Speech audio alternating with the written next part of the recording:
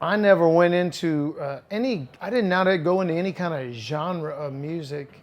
Like that's what I'm gonna do. I'm gonna be a blues guitar player.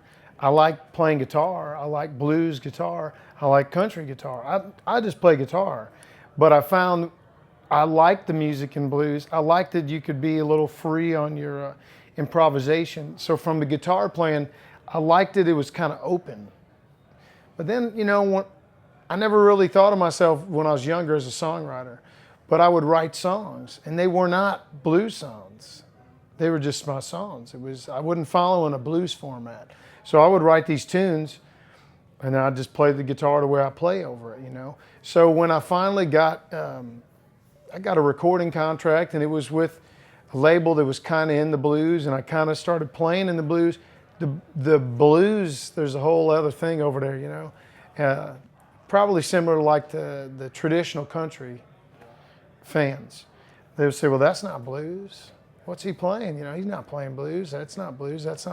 It's not that structured, tight sound, traditional sound thing, And I was writing songs. Well, apparently that's what the record label liked, was that I wasn't doing what the ordinary was, But I got real concerned. Like, I'm getting a break here. I'm in the blues world, and I'm not playing the way they want me to play, And actually, I found out there was a lot I didn't know about. So I started doing my homework even more, learning all this stuff. But I can't put my songwriting aside. That's just what I write, So I was trying to find my place in the blues, and I wrote a song with Cyril Neville, who I'm in a group with called Royal Southern Brotherhood. But before any of that, I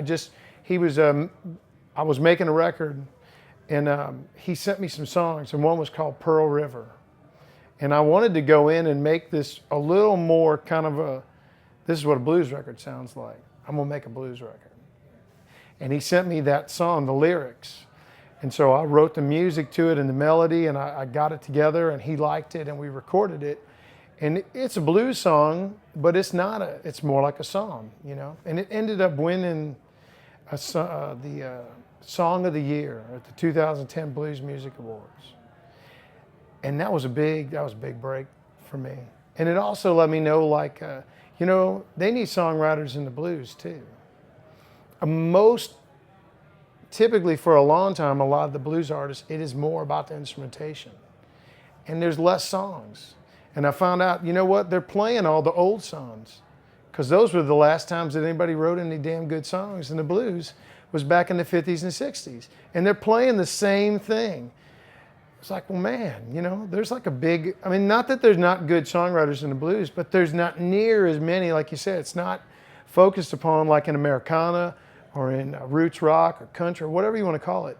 And I thought, that's what I'm going to do. I'm not, you can't be the greatest guitar player. You can't be the greatest this, that. But I found like that's my thing. So I keep forcing my songs on my blues audience, and they like it. Because I think, like anybody, if a song is a good song, most people might like it, So I keep trying to combine the blues guitar playing with the kind of Americana songwriting, and it's like starting to like develop. Like I'm feeling like it's got a sound now, and they seem very accepting of it, And two, I've never been a fan of. I love Stevie Ray Vaughan, but those were good songs. Those were like on the radio. They were on MTV. Even if they were three chords, the band was tight, he's rocking. It had a pop quality to it. It had a melody or a hook or something, and that's what I liked about it. So I think there's room in the blues for songwriting. I think there's room in Americana or Texas country or whatever you call it for some blues,